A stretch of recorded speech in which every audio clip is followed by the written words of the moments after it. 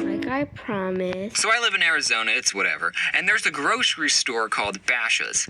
So yeah, I promised that I will make a video after, and so yeah, let's do this. And we're watching theood1sout. I didn't realize that it was just an Arizona thing. I thought they were everywhere. Now let me tell you, Bashas' is the best. Why? Well, there are three main reasons. One, they have a play place. So while mom's out grocery shopping, you could play with Play-Doh. And it was awesome. Number two, their donuts were very mediocre for a low price. So whenever a teacher was like, "Hey class, you deserve a treat. Let's have a donut party," you already know he's going to get some of that Bashas' dough. Heck, I've only ever had Bashas' donuts, so I have nothing to compare it against. 3, in elementary school, and I'm not making this up, we took a field trip there, and they showed us how to make pizza. What kind of school takes their kids to a grocery store? Bashas', because it's awesome. Sometimes I'll pull into a Bashas' parking lot and I see a school bus, and I'm like, cool, someone's having a field trip. That was fast. theood1sout, what's happening? Merry Christmas! Yeah, that's right, I said it. What are you going to do about it, atheists? Christmas carols are an integral part of creating the Christmas atmosphere. Okay, yes, I agree, it's annoying when radio stations play Christmas music directly after Halloween, but when December finally rolls around and Michael Bublé emerges from his cave, magic fills the air. And if you work in retail, you've probably already listened to every single Christmas song ever created. After many hours of research, I have found that there's two Yay! Let's get going. types of Christmas music. On one side, you have songs about Santa Claus, and on the other side, you have songs about Jesus. Isn't it funny that Santa is an anagram for Satan? Just something to think about. Christmas is easily the most sung about holiday. Halloween isn't even in a close second, but it's also the most diverse genre of music out there. You have songs like Away in a Manger and Silent Night that can put anyone to sleep, but under the same umbrella, you have Santa Baby and Christmas Don't Be Late by Alvin and the Chipmunks. I love Christmas carols, okay? It's one of the few good things left in this world that brings a smile to my face. But now I want to talk about the Christmas carols that don't make a lot of sense. Starting with the song Silent Night. Okay, sure, I've never given birth before, but I don't know if all is calm, all is bright is a good way to describe the process of childbirth. I get that it was Jesus and he's perfect, okay? But he's still a baby. Mary still had to go into labor. I don't know, I see all these nativity scenes with Jesus being the center of attention and Mary just off to the side with everyone else. But she just gave birth, you guys. Someone needs to build Mary her own manger to lay down in. Also, sleep in heavenly peace? Yeah, you're not going to do that ever again. So the song last... Yeah, baby, I actually cried very loud. So you're not gonna sleep well. Ha ha ha. Christmas is about when Taylor Swift gave someone her heart for Christmas, but then on December 26th, they re-gifted it to someone else. So then the very next year, she gave it to someone special. I don't know what the moral of that song is, but it could have been about any holiday. They just happened to break up the day after Christmas. Last Earth Day, I gave you my heart. See, that still works. Walking into Winter Wonderland, I have a question. Who is Parson Brown? Why is the first thing he says when he comes to life, "Hey, are you kids married?" No, man. But you can do the job when you're in town, if you know what I'm saying. Oh, Parson is a priest. He was asking, are you married? Because I'm a priest. I can marry you too. That's my job. Carol of the Bells? Now, I love this song, but honestly, I don't see how this counts as Christmas music. Have a holly jolly Christmas? What do you mean by kiss her once for me? Are you cheating on me? Baby, it's cold outside. Okay, now this one is extremely problematic. Why don't they just put a coat on? All I want for Christmas is my 2 front teeth, a hippopotamus, and you.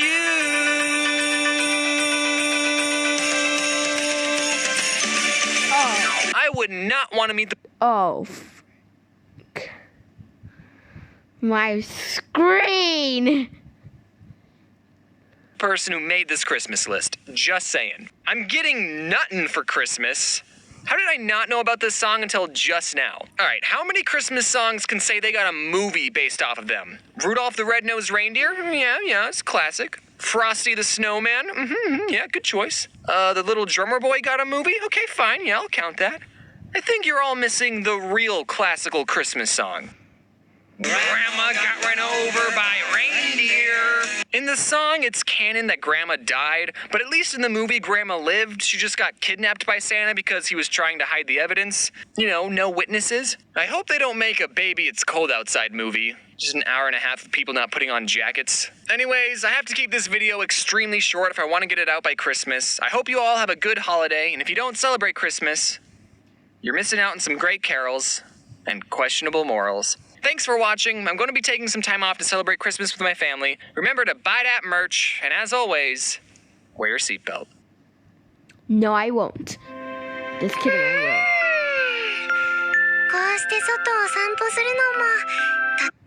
For some reason, Can someone just stop these ads? everybody thinks butterflies are better than moths. We make children's books about butterflies. We use them as metaphors of change. You might be an ugly caterpillar now, but soon you'll grow into a beautiful butterfly. We go into fields and frolic around trying to catch them, and some people even have a collection of them. Granted, the people who do collect them do so by impaling the butterflies. But whatever, it's still a compliment. How many other insects can say that they get this much affection? Maybe praying mantises. Where I come from, every time you see a praying mantis, you have to point it out like, whoa, guys, look, a praying mantis. And then you just look at it. Anyway. No, praying mantis has, like, I don't know how to say it, but I forget it. Forget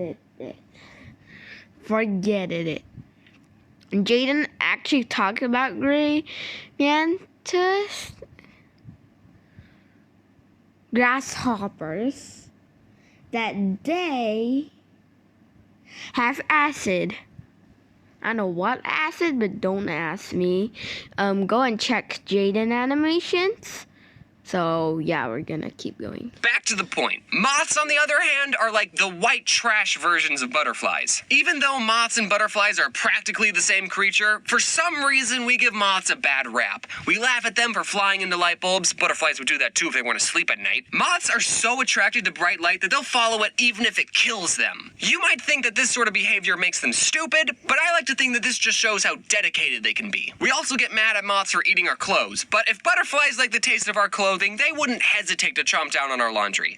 Actually, butterflies probably think that they're too good for your clothing. They only eat the fine things in life, like flowers. You hear that? Butterflies think they're too good for your t-shirts. In Arizona, we have your normal run-of-the-mill moths. You know the type, small, gray. They look like a paper airplane made by someone who didn't know how to make a paper airplane. But we also have a moth called the white-lined sphinx moth. And these moths are like the Godzilla of the moth world. Which, actually, I'm pretty sure there is a giant moth in the Godzilla world. Mothra. This again just shows how much we don't like moths. We turn them into city-destroying monsters. When will the hate end? I'm sure when they filmed Mothra's scenes in the Godzilla movie, they didn't even use any special effects. They just used a normal white-lined sphinx moth. Those things could beat up hummingbirds if they wanted. One night when I was 5 years old, one of these big boys was hanging around at our porch light, cause, you know, moths, they just love themselves some glowing balls of heat. And then when someone opened the door, the moth saw all the other light inside and just flew straight in. More light? This place is absolutely glamoring! Its fate was sealed as soon as it crossed over the threshold. I don't know what the moth did once he was inside our house, but whatever it was, it sure tired him out. Because the next morning, my sister and I found him on the kitchen windowsill just lying there, doing absolutely nothing. He was probably thinking about the outside world and being with his moth brethren, but he'd pretty much given up trying to escape. Because me and my sister just scooped him up and put him into a jar, and he became our new pet. My sister decided to name him Harry. Now, some moths are actually quite hairy, but this moth wasn't hairy at all. So that name didn't make any sense, but we were 5, so it didn't have to. Hey guys, don't get too attached to Harry. We poked holes in the lid, we put leaves and sticks in his jar, which might have been a good idea if he was still a caterpillar, but I don't think moths eat leaves.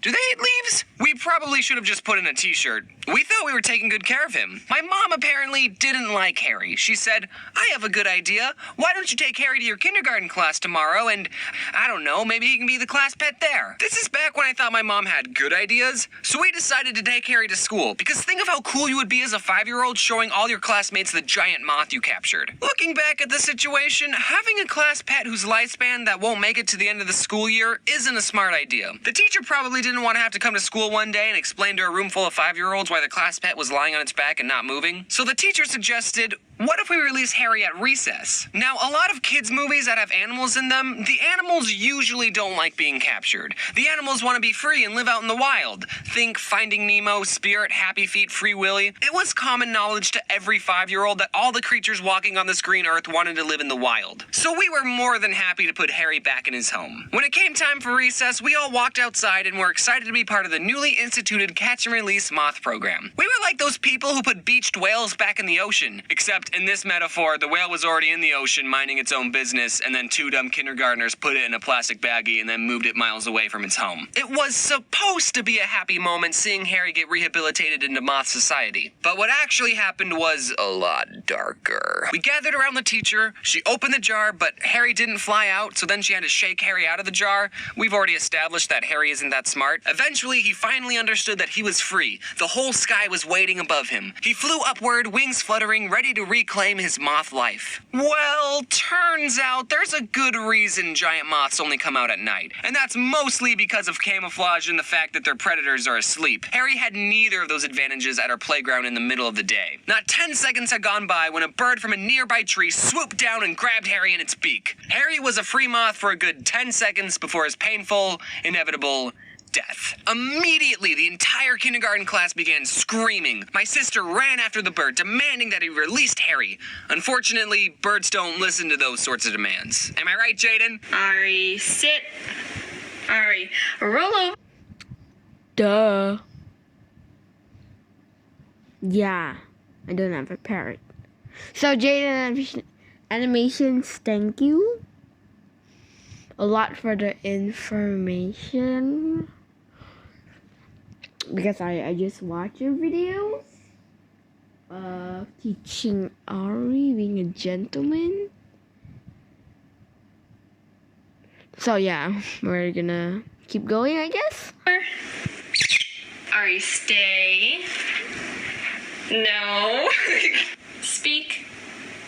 So then the teacher had to give us the talk about how nature is a lot scarier than it is in the movies. Basically, the circle of life involves a lot of death. But on the bright side, we totally made that bird's day. He was just sitting in a tree, probably wishing Arizona had more worms, and then boom, free meal. I wonder what I'm going to eat. Whack. For all we know, that could have been the bird's first time eating a moth. I'm sure that bird told all of his bird friends and they totally didn't believe him. Dude, I just caught a moth. Like one of the big ones, yeah. I know they're nocturnal, but it was just flying around in the middle of the day. No, I'm telling the truth. Dude, there were like 30 children who all saw me. Ask any one of them and they'll tell you I caught that moth. I don't remember what happened for the rest of the day during school, but I'm pretty sure we didn't get much done. When we got home, me and my sister tearfully told my mom about how Harry had met his doom. My mom said that she was trying not to cry, but I think she was lying. I don't think she was as emotionally attached to Harry as we were. Harry was only a part of our lives for a couple of hours, but years have passed and me and my sister still talk about Harry. Just randomly in conversation, one of us will ask, "Hey, do you remember Harry?" Yeah. And now a random moth that died 15 years ago will be remembered forever in our hearts. If only Harry was alive to see what he would have become. I want to share with you some pictures I've saved in Harry's scrapbook. Here are Harry's baby pictures. Here's Harry's first apartment. And here's the last thing Harry ever saw.